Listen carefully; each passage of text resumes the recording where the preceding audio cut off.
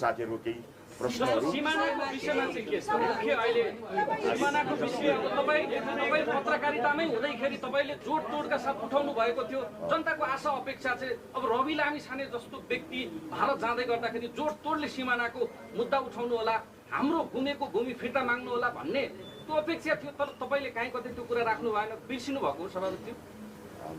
तपाईँहरूलाई एउटा कुरा के बताउन चाहन्छु भने कुनै पनि विषय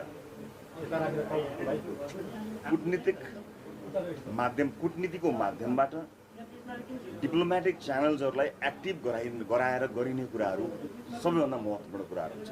तिनको आवाज एकदमै नोइज गरे जस्तो, हल्ला गरे जस्तो, एकदमै ढोल बजाएर हुँदैन। तर ढोल नबजाइकन आफ्ना देशका बारेमा गर्ने कुराहरू गर्नुपर्ने ठाउँमा, गर्नुपर्ने समयमा, गर्नुपर्ने जसरी र चरणबद्ध तरिकाले गर्नुपर्ने हुन्छ। कूटनीति हेर्नुहोस्, एक्टिभिस्टका रूपमा काम गर्ने कुरा, एक्टिभिस्टले उठाउने विषय, जर्नलिस्टले उठाउने विषय र एउटा देशको सबैभन्दा धेरै जनताले पत्याएको राजनीतिक दलका रूपमा त्यसले उठाउने विषय, त्यसका फरक जिम्मेवारी, त्यसका फरक संवेदनशीलतालाई बुझ्न सकिएन भने कूटनीतिमा त्यसको त्यति धेरै महत्त्व हुँदैन। लोकप्रियताका लागि त एकदमै सजिलो हुन्छ, तर समस्या समाधान गर्नको निमित्त त्यसका चरणहरू हुन्छन्। कुनै पनि कामका चरणहरू हुन्छन्।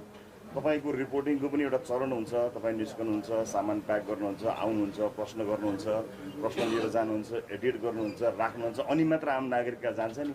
यस्ता चरणहरू हुन्छन् भने आम जीवनका कूटनीतिका पनि चरणहरू हुन्छन्। त्यस्ता चरणमा सही ठाउँमा, सही ढङ्गले, सही तरिकाले आफ्ना कुराहरू राख्न नेपालले हिजो पनि सुरु गरेको थियो, आज पनि सुरु गरिरहेको छ।